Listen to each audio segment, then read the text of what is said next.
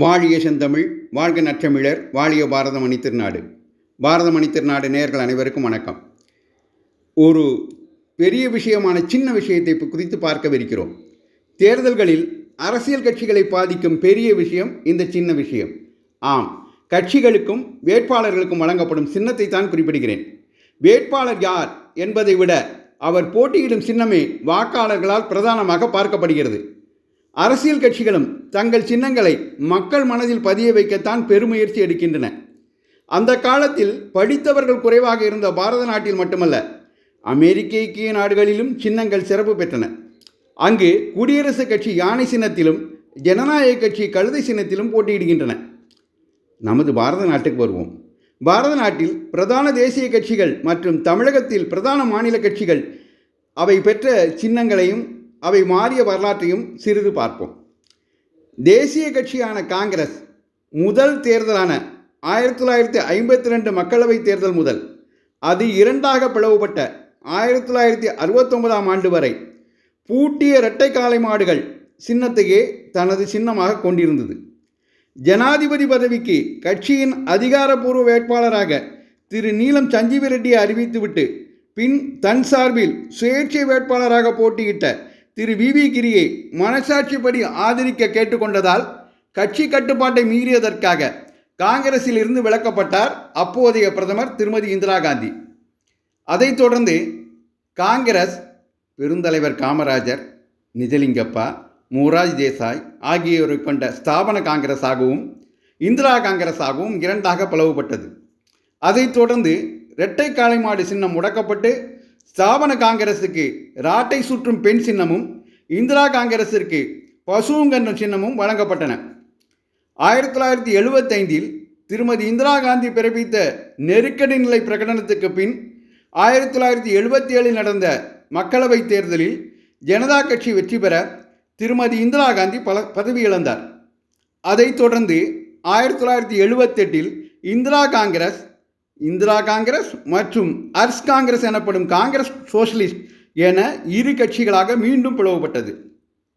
அதைத் தொடர்ந்து பசுங்கன்றும் சின்னம் முடக்கப்பட்டது. இதைத் தொடர்ந்து தனது கட்சிக்கு கை சின்னத்தை திருமதி இந்திரா காந்தி தேர்வு செய்தார். இவ்வாறு கை சின்னத்தை தேர்வு செய்தது குறித்து சுவாரஸ்யமான தகவல் ஒன்று உண்டு. கேரளாவில் பாலக்காட்டில் ஒரு காங்கிரஸ் பேரணிக்காக வந்த திருமதி இந்திரா காந்தியை பாலக்காடு அருகில் அமைந்துள்ள இரு கைகள் மட்டும் உள்ள ஈமூர் பகவதி அம்மன் கோயில் என அழைக்கப்படும் ஹேமாம்பிகா கோயிலுக்கு கேரள காங்கிரஸ் தலைவர் திரு கருணாகரன் அழைத்து சென்றதாகவும் அங்கு வழிபட்ட திருமதி இந்திரா கை சின்னத்தை தேர்வு செய்ததாகவும் வரலாறு உண்டு. 1980 ஆண்டு தேர்தல் முதல் இன்று வரை அந்த கை சின்னமே காங்கிரசின் தேர்தல் சின்னமாக விளங்குகிறது. இன்றைய ஆளும் கட்சியான பாரதிய ஜனதா கட்சியின் முந்தைய வடிவான பாரதிய ஜனசங்கம் தீபம் சின்னத்தை கொண்டு விளங்கியது. மூதறிஞர் ராஜாஜி தலைமையில் உருவான சுதந்திரா கட்சி நட்சத்திரம் சின்னத்தை கொண்டிருந்தது.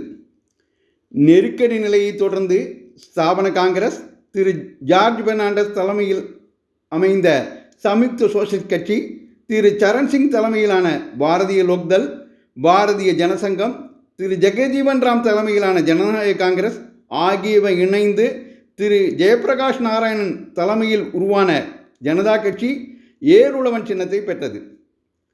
ஜனதா கட்சியில் எழுப்பப்பட்ட இரட்டை உறுப்பினர் பிரச்சனையின் காரணமாக, அதாவது RSS ஜனதா கட்சி இரண்டிலும் ஒருவர் உறுப்பினராக இருக்கக்கூடாது என கிளப்பப்பட்ட பிரச்சனையால் வெளியேற நிர்பந்திக்கப்பட்ட பழைய பாரதிய ஜனசங்கத்தினர் திரு AB வாஜ்பாய், திரு LK அத்வானி ஆகியோரின் தலைமையில் 1980 ஆண்டு ஏப்ரல் 6 நாள் பாரதிய ஜனதா கட்சியை துவக்கினர்.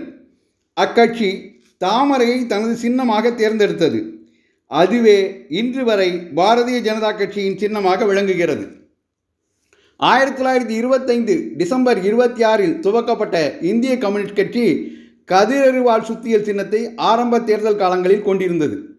அக்கட்சியிலிருந்து 1962 சீனா படையெடுப்பை அடுத்து சீனாவுக்கு ஆதரவாக இருந்து சிறையிடப்பட்ட கம்யூனிஸ்டுகள் அப்போதைய தலைவர் திரு SA டாங்கேயை எதிர்த்து 1964 ஆண்டில் மார்க்சிஸ்ட் கம்யூனிஸ்ட் கட்சி என்ற பெயரில் பிரிந்தனர். இந்திய கம்யூனிஸ்ட் கட்சி கதிரறிவாள் சின்னத்தையும் மார்க்சிஸ்ட் கம்யூனிஸ்ட் கட்சி அரிவாள் சுத்தியல் நட்சத்திரம் சின்னத்தையும் கொண்டு விளங்குகிறது. அகில இந்திய அளவில் விளங்குகின்ற கட்சிகளின் சின்னங்கள் மாறுபாடுற்ற வரலாற்றை குறித்து நாம் பார்த்தோம். தமிழகத்தில் உள்ள மாநில கட்சிகள் என்னென்ன சின்னங்களை தேர்ந்தெடுத்தன, அவை என்னென்ன மாறுபாடுகளை அடைந்தன என்பது குறித்த வரலாற்றை நாளை பார்ப்போம்.